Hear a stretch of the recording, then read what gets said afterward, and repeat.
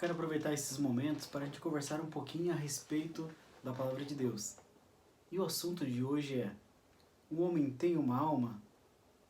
O homem tem uma alma imortal ou ele é uma alma? Quando nós morremos, nós vamos para o céu? Vamos para o inferno? Para onde nós vamos? Onde nós ficamos quando nós morremos? O que acontece depois que nós morremos? Eu quero, já de antemão, que você abra a sua Bíblia em Eclesiastes, no capítulo 3. Nós vamos ler aqui a partir do verso 18. Mas antes de nós lermos a palavra de Deus, nós precisamos pedir o auxílio do Espírito Santo. Querido Pai Celestial, somos gratos, Senhor, por teu cuidado, por teu amor, pela revelação da tua palavra que o Senhor nos concede. E agora, neste momento, eu peço que o Senhor venha nos dar sabedoria do alto. Trabalhe em nossos corações com teu Santo Espírito e nos ajude a entendermos a tua verdade. Perdoa, Senhor, todos os nossos pecados, em nome de Jesus. Amém. Muito bem. Geralmente nós poderíamos afirmar que o homem tem uma alma. De todos os seres criados por Deus, o ser humano é o único que tem alma. Os animais não têm. Eles não têm alma. É correta essa afirmação? O que você acha? Olha só, Eclesiastes no capítulo 13, a partir do verso 18, diz assim: Também pensei. Aqui Salomão, sábio, aquele que recebeu uma sabedoria incomum da parte de Deus, ele diz assim: Deus prova os homens para que vejam que são como os animais. Aqui Salomão já fala o seguinte, não tem diferença, os homens são como os animais. Versículo 19 diz assim: O destino do homem é o mesmo do animal. O mesmo destino os aguarda. Assim como morre um, também morre o outro. Todos têm o mesmo fôlego da vida. O homem não tem vantagem alguma sobre o animal. Vamos parar um pouquinho mais aqui. O que Salomão fala aqui, inspirado por Deus? Que o destino do homem e do animal é o mesmo. Quando ele morre, para onde vai tanto o ser humano quanto o animal? Eles vão para o pó da terra. Eles são sepultados. O homem tem alguma vantagem sobre o animal? E aqui eu me refiro à alma. O ser humano tem uma alma que o animal não tem? Aqui fala que não tem vantagem alguma. Todos têm o mesmo fôlego de vida. A mesma vida que eu tenho é a mesma vida que Deus deu também para os animais. Interessante, né? Então por isso que nós temos que ter o maior carinho e o maior cuidado com os animais, porque eles são criaturas de Deus e têm o mesmo fôlego de vida que nós temos. Toda a vida é de Deus. E aqui fala que não tem vantagem alguma sobre os animais. A única que nós podemos dizer que é diferença entre o homem e os animais é a capacidade de raciocínio. É apenas a única diferença. Essa é a única diferença que nós temos dos animais. Se você olhar ainda na sequência, fala assim: todos vão para o mesmo lugar, viram todos do pó e ao pó todos retornarão. Aí no versículo 21, Salomão fala o seguinte: será que alguém pode afirmar que o fôlego do homem sobe às alturas e o do animal desce para baixo da terra? Alguém pode afirmar isso? Não, é o mesmo fôlego. Todo fôlego volta para Deus, que deu. Então, muito interessante. Aqui na abertura da nossa conversa, já vimos bem claro que não tem vantagem alguma sobre o animal. E se a gente volta lá para o Gênesis, o começo mesmo da Bíblia, você vai ver isso de maneira muito clara. Quando Deus cria o ser humano, abra sua Bíblia em Gênesis capítulo 2, a partir do verso 7. Abra lá. Quando Deus vai formar o ser humano, olha só os ingredientes que ele utiliza. Aqui não está escrito que Deus formou o boneco, depois pegou a alma, colocou no boneco aquela, uma forma de espírito do ser humano, colocou ali. Não. E depois deu fôlego de vida. Não tem isso na palavra de Deus. A Bíblia fala o seguinte: Então o Senhor formou o homem do pó da terra e soprou em suas narinas o fôlego da vida. O que Deus colocou naquele boneco? Era apenas um boneco, não tinha vida. E agora Deus, o portador da vida, o dono da vida, ele compartilha um pouquinho de si, um pouquinho da sua vida com aquele boneco. Qual o resultado? Olha o que fala na sua versão. O homem se torna então uma alma vivente, uma alma viva, ou, na outra versão, fala o ser vivente. Então, o ser humano não tem uma alma, Nós vamos ver isso na sequência. O ser humano é uma alma, tá bom? Por isso que a palavra de Deus fala assim, a alma que pecar, essa morrerá. Nós somos a alma. Nós, a junção do boneco de barro com o fôlego de vida é que torna uma alma. Então nós somos uma alma viva. Somos imortais? É a próxima questão que nós vamos levantar aqui. Porque a ideia é que nós temos uma alma e ela é imortal, que é divulgada e muito pregada aí abertamente. Mas a palavra de Deus não confirma isso. Primeiro, como nós vimos aqui na palavra de Deus, nós não temos uma alma. Salomão fala que o homem não tem vantagem nenhuma sobre os animais. É o mesmo fôlego de vida. E é aquele que Deus deu aqui para Adão, no princípio. Mas, olhando agora a outra parte, nós somos imortais? Quando Deus criou aqui o ser humano, ele fez um jardim e no meio desse jardim ele fez uma árvore especial. Essa árvore é chamada de árvore da vida, porque ela dava o poder de perpetuar a vida, ela dava a imortalidade. Todos que participassem do seu fruto, essas pessoas iriam viver eternamente, conforme participassem deste fruto. Nós sabemos a história. Infelizmente, o Adão e Eva não puderam permanecer no jardim, porque eles caíram em pecado, infelizmente.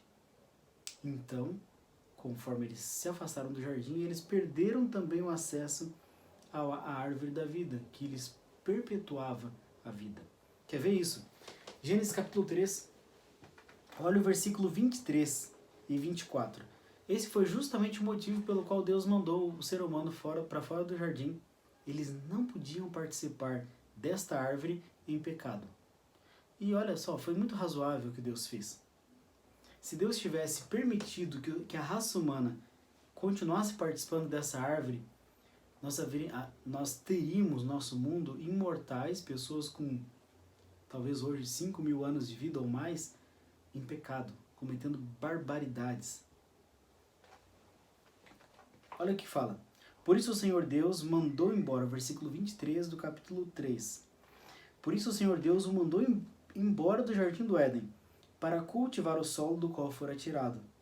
Depois de expulsar o homem, colocou a leste do jardim do Éden querubins, uma raça poderosa de anjos, e uma espada flamejante que se movia, guardando o caminho para a árvore da vida. Se você olhar os versículos anteriores, ele fala, agora o homem conhece o pecado. Ele não pode continuar participando do fruto da árvore da vida, porque senão ele vai viver para sempre em pecado. E como eu estava falando, imagine se uma pessoa que vive aí talvez 60, 70, 80 anos, cometendo coisas erradas, assassinatos, assaltos, todo tipo de coisa ruim, já é muito, ela consegue fazer muita coisa ruim. Agora imagina 1.000 anos. Imagina 2.000 anos, 3, 4, 5.000, 6.000 anos fazendo essas coisas erradas. O quanto que elas não iriam desenvolver, ficar espertas em fazer o que é errado. Então Deus viu que não era prudente o homem viver por muito tempo em pecado. Então, através do pecado que foi cometido, eles perderam acesso à árvore que lhes perpetuava a vida. Tá certo? Então aqui o homem perdeu a imortalidade. E se nós continuarmos ainda, Romanos, capítulo 5, versículo 12, deixa isso bem claro. Romanos, capítulo 5, no verso 12. Olha só. Deixa bem claro o que aconteceu ao ouvir o pecado.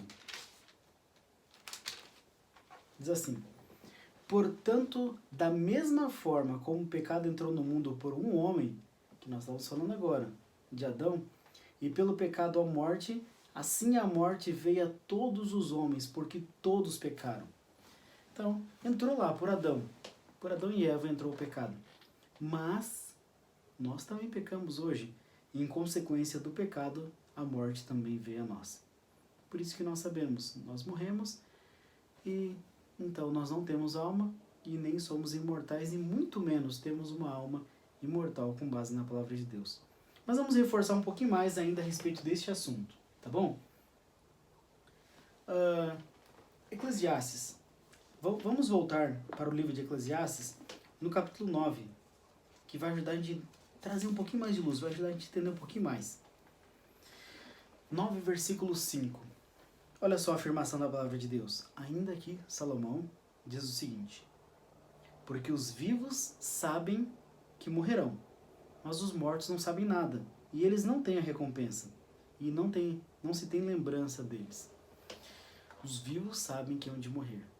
Nós, acho que a única coisa certa que nós realmente temos aqui nesta vida é que nós vamos chegar no final, nós vamos morrer. Mas os mortos, sabem de alguma coisa?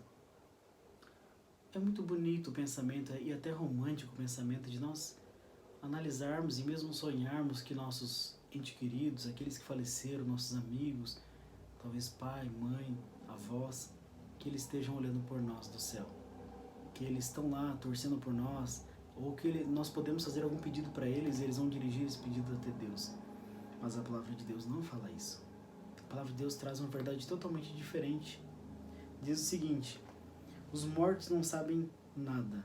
E se você olhar o próximo verso, fala: o amor, o ódio, a inveja desapareceram. Então, mesmo... Olha só que interessante. Eles não têm ódio mais, eles não têm rixa com ninguém, eles não têm mais o sentimento de amor, de carinho, porque eles estão mortos. Eles estão descansando, né? Já desapareceram. E eles não têm parte em nada do que acontece debaixo do sol.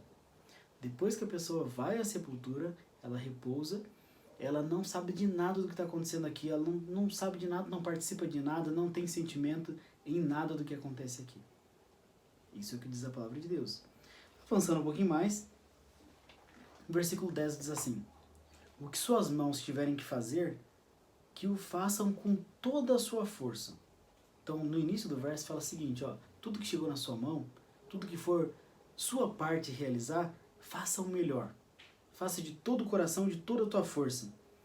Pois, na sequência do verso fala o seguinte: pois na sepultura para onde você vai, não há atividade, nem planejamento, não há conhecimento, nem sabedoria alguma. Então, tudo que nós podemos fazer, tudo que nós temos que fazer ou pudermos fazer, nós devemos fazer agora, em vida.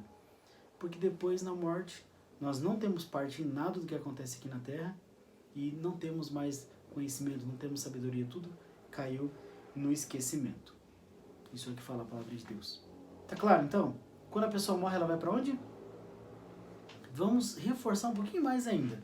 São vários textos, não dá para nós lermos todos, mas um texto que a gente não pode deixar de ler, precisamente esclarecendo este assunto, é João capítulo 5, no versículo 28 e 29. Os mortos estão realmente e literalmente na sepultura. Sabe onde nós colocamos nossos entes queridos? Eles estão lá. O corpo deles está lá.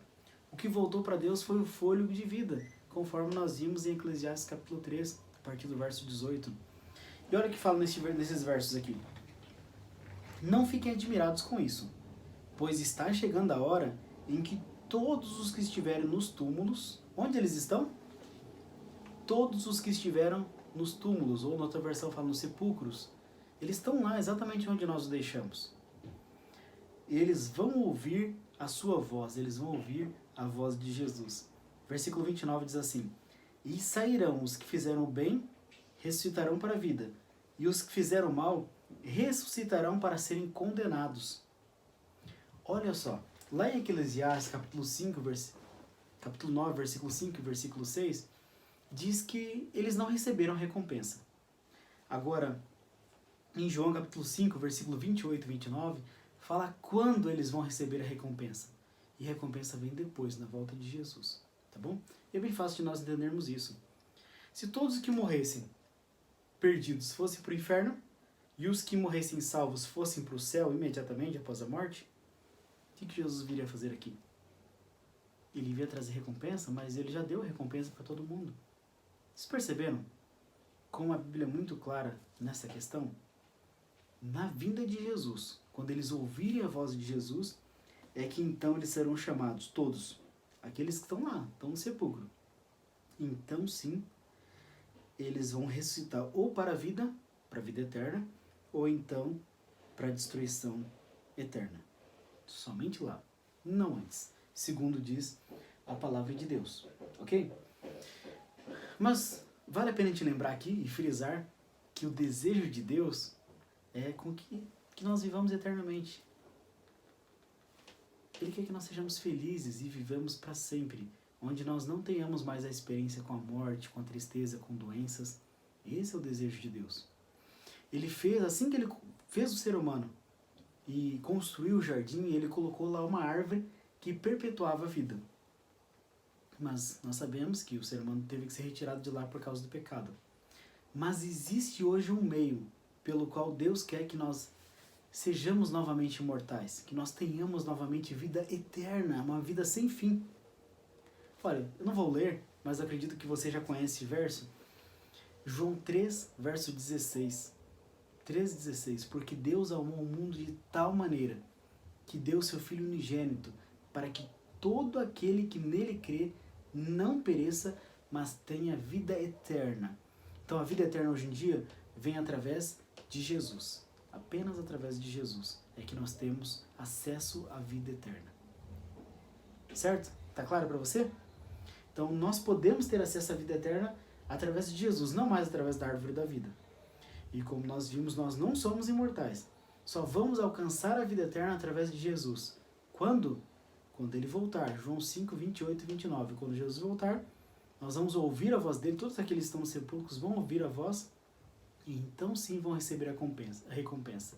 Uns para a vida eterna e outros para a destruição eterna. Mas de maneira mais clara ainda, a respeito da recompensa, quando que nós vamos ficar finalmente ser transformados em imortais, abram suas Bíblias em 1 Coríntios, capítulo 15, a partir do verso 21. Capítulo 15, a partir do versículo 51, ok? 51 em diante diz assim, 1 Coríntios 15, verso 51.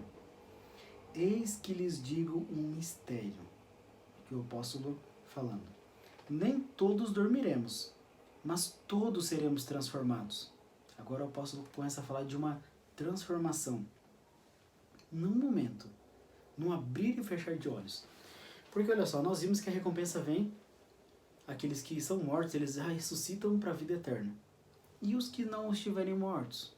Se Jesus voltar e eu e você estivermos vivos, o que vai acontecer de nós?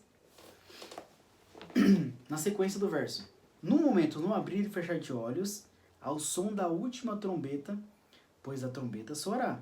Os mortos ressuscitarão incorruptíveis, mas nós seremos transformados. Pois é necessário que aquilo que é, versículo 53, é necessário que aquilo que é corruptível se revista da incorruptibilidade, e aquilo que é mortal se revista da imortalidade. Nós somos mortais, e neste momento, na vinda de Jesus, nós seremos transformados e receberemos então a imortalidade. Seremos totalmente transformados por Jesus. Certo? Então é isso que fala a palavra de Deus. Na vinda de Jesus, não antes.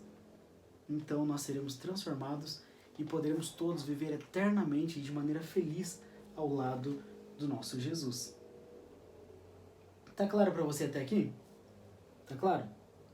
Então, os mortos estão descansando neste momento. Não receberam recompensa, ninguém foi para o céu, ninguém foi para o inferno. Segundo a palavra de Deus, eles continuam descansando. É isso que fala a palavra de Deus. E tudo que nós chegarmos na nossa mão para fazer, e mesmo na parte espiritual, toda a verdade que chegar até nós, nós devemos colocar em prática, buscar a Deus agora. Depois não teremos a oportunidade. Depois da morte, apenas esquecimento, até que Jesus venha. Que Deus abençoe você para que possa aproveitar o momento que se chama agora, para entregar a vida a Jesus e se preparar para receber essa vida eterna através de Jesus. Amém.